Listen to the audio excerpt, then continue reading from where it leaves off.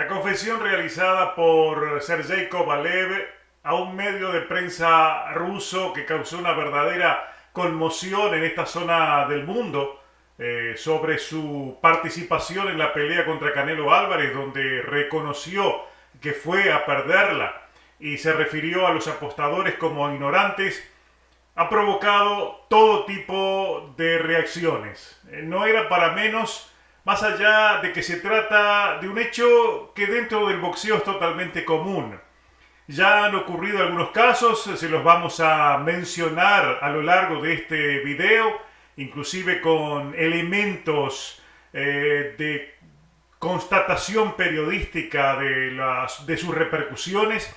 No obstante, lo que sucedió en Rusia y luego tuvo sus reacciones aquí, en primer lugar, ha generado muchas víctimas. Empecemos por los fanáticos que confiaron en ver una pelea real. Uno de sus lados, el lado del ruso, no era real. Era un hombre que subió sabiendo que iba a perder. Fundamentalmente los apostadores, aquellos que gastaron dinero en los lugares donde las apuestas son legales, evidentemente se sienten engañados y entienden que esto fue una pérdida.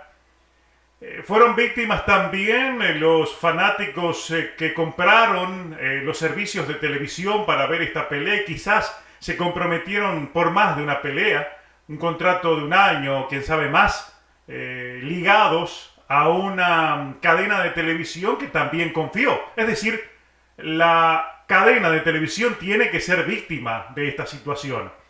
También son víctimas los periodistas, los que cubrieron la conferencia donde Sergei Kovalev prometió que iba a ganar, dijo que estaba muy bien, y esos mismos periodistas estuvieron allí en Las Vegas, gastaron dinero, fueron a cubrir la pelea, y luego se enteran de que del lado del ruso era toda una farsa. Pero dentro de todo esto hay una víctima mayor, evidentemente, y en teoría, técnicamente, Canelo Álvarez es la víctima mayor. Es el hombre que dice realizar un entrenamiento, una preparación larga para una pelea en la que se juega parte de su historia y su legado, ante un rival 2 divisiones más arriba, que ganarlo va a ser una hazaña. Sin embargo, ese rival ya sube pensando que va a perder y reconoce que solamente lo hizo para ganarse el dinero de la bolsa. Es decir, Canelo fue engañado. Lo correcto es que Canelo reaccione en función de esa indignación. Eso es lo que esperábamos.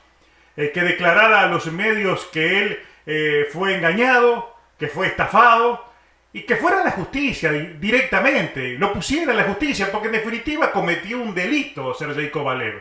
Eso es engaño, es una promoción engañosa, e involucró a mucha gente, inclusive la honestidad de todo lo que rodea ese evento queda comprometida por la actitud y la conducta de Kovalev. Entonces, Canelo debió reaccionar haciendo lo correcto, denunciándolo en la justicia y exigiendo la devolución del dinero. Punto. Por ahí vamos. Sin embargo, ocurre todo lo contrario. Su preparador, su entrenador, su manager de toda la vida, Eddie Reynoso, divulga una comunicación indignada. ¿Contra quién? Contra los medios, contra quienes simplemente divulgaron lo que era público y conocido, lo que conocía todo el mundo, lo que dijo el ruso en Rusia. En ese caso, digamos que va todo a contramano dentro de una incongruencia total. El entrenador de Canelo asume una culpa de algo de lo que no fue acusado. Concretamente, él siente que lo están acusando a Canelo y no a Sergei Kovalev. Es decir, pone todo en la misma olla. En definitiva, sale a defender a Kovalev como si estuviera defendiendo a Canelo. Ese es un error garrafal. Creo que desde lo empresarial, Eddie Reynoso metió las patas. Ustedes van a enterarse por qué yo creo que metió las patas y las metió muy profundamente. Se los voy a decir al final del video. No obstante, es importante puntualizar que Reynoso habla desde México. Y Sergei Kovalev, en teoría, creemos que lo hizo desde Rusia. Es decir, su confesión fue en Rusia, la reacción de Reynoso fue en México. Pero todo sucedió aquí, en los Estados Unidos. ¿Quién está en los Estados Unidos? Está, por ejemplo, Oscar de la Hoya. Está, por ejemplo, la organización que él dirige, que es Golden Boy Promotion. ¿Quién está, por ejemplo? La cadena DAZN. Ni DAZN, ni de la Hoya, ni Golden Boy de manera oficial han dicho algo. Es un silencio total. La reacción ha sido silencio. Desde el punto de vista estratégico, yo creo que ese silencio es lo correcto. Pero hay que poner sobre la mesa esa diferencia de reacción. Silencio por un lado, reacción por el otro desde México a algo que se dijo en Rusia. Es decir, las acusaciones son cruzadas y pasan por encima del techo de quienes estamos aquí en Estados Unidos. Y si tomamos en cuenta de que esto es algo muy común en el boxeo, es decir, que haya pugilistas que ante grandes bolsas, en grandes eventos, esconden lesiones, no declaran problemas que tienen o simplemente desconocen los peligros que corren por ganar un buen dinero, algo que es hasta, si se quiere, comprensible por más allá que rompa con las leyes del deporte. Esto es algo muy común. Esto que pasó con Sergey Kovalev también es común.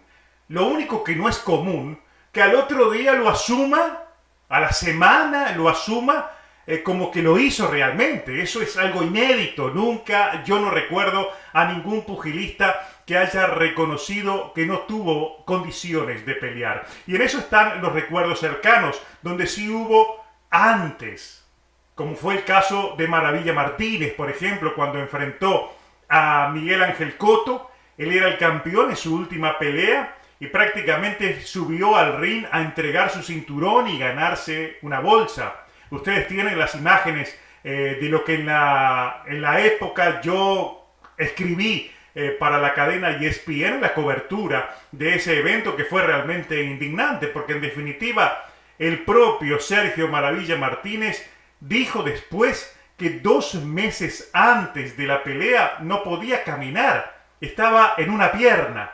Es decir, lo autorizaron, le permitieron pelear, alguien autorizó la pelea, algún médico firmó que estaba en condiciones. Es decir, fue un escándalo que quedó en absolutamente nada. Maravilla se llevó su cheque, Cotto se llevó su título y todos vimos una pelea que de tal no tuvo nada. Después, el caso de Manny Pacquiao con Floyd Mayweather fue otro de esos escándalos, digamos, aberrantes, porque en primer lugar, antes de la pelea, en las famosas encuestas médicas, el filipino no declaró que tenía una grave lesión en el hombro, por la cual después tuvo que ser operado inmediatamente después de la pelea. Es decir, estaba disminuido y no tenía condiciones de pelear, pero había un cheque muy grande, entonces él lo desconoció. Subió al cuadrilátero sin condiciones físicas ni médicas de pelear y peleó y perdió. Cuando todos nos enteramos después, volvió la indignación, pero la indignación en ese caso fue más lejos. Hubo un grupo de fanáticos, de apostadores, que se reunieron a través de una oficina de abogados en Las Vegas e iniciaron un juicio, una demanda contra Pacquiao. Se sumaron otros de Los Ángeles y todo se sustentó en una corte de California. Recuerdo que en aquel momento me tocó hacer las llamadas telefónicas de la cobertura a la oficina de abogados de Las Vegas. Todo pasó a Los Ángeles, después la justicia lo desestimó y en definitiva la demanda no pudo prosperar, pero fue una demanda contra Manny Pacquiao por estafa. Es decir, hay antecedentes cercanos de que la gente se indigna y toma acción. El caso de Julio César Chávez posteriormente contra el mismo Canelo es otro caso digno de estudio y que puede encajar, encuadrar dentro de la misma realidad que ahora nos presenta Sergey Kovalev.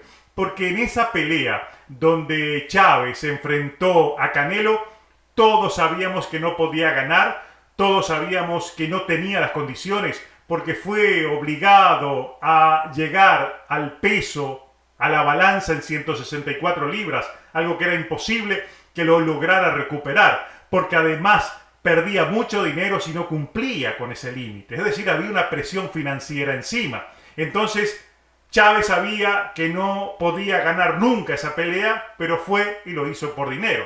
El punto que después se tomó fotos celebrando con el dinero desparramado por la cama del hotel. Es decir, fue otro acto vergonzoso de los que recordamos en el tiempo cercano del boxeo.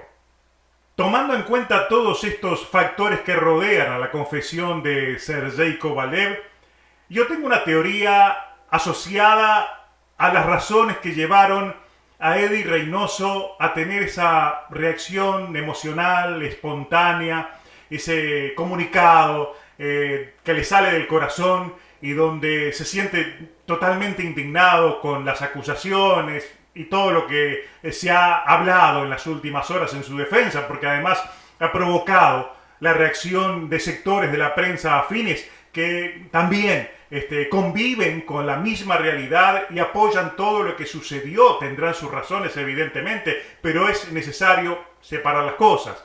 La prensa en general ha estado contra esto. Hay periodistas reconocidos como Steve King, por ejemplo, que ya había hablado antes de que todo esto sucediera. El propio Andrew Ward ha sido muy duro con todo lo que ha sucedido con Canelo y el hecho de elegir a boxeadores que están con una condición mala, como lo estaba Kovalev, por ejemplo, que no hacía 2 meses que había tenido una pelea muy dura. El propio David Faitelson ha sido muy enérgico, muy duro con todo esto, y sus editoriales en la televisión y en las redes se suceden uno atrás de otro atacando precisamente toda esta situación. Es decir, en la prensa hay una división entre quién está a favor y quién está en contra, no nos engañemos.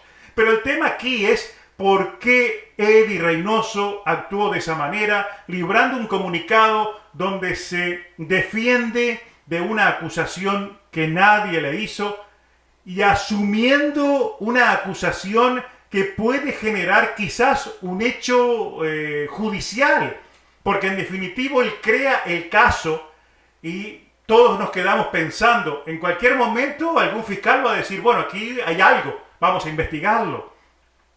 Tal vez algún abogado me puede decir si estoy equivocado o no, pero están las evidencias, están los elementos para crear un caso judicial dentro de un deporte de paga, donde la gente compra algo y que todo puede conferir un delito. Necesariamente puede ser un delito. En definitiva, lo que viene a hacer Eddie Reynoso es, con su acto emocional, a poner sobre la mesa la necesidad de que alguien investigue. Si alguien va a investigar no sabemos, pero sería lo correcto en función del reclamo que realiza alguien tan importante como el manejador de un boxeador que cobra $35 millones por cada pelea.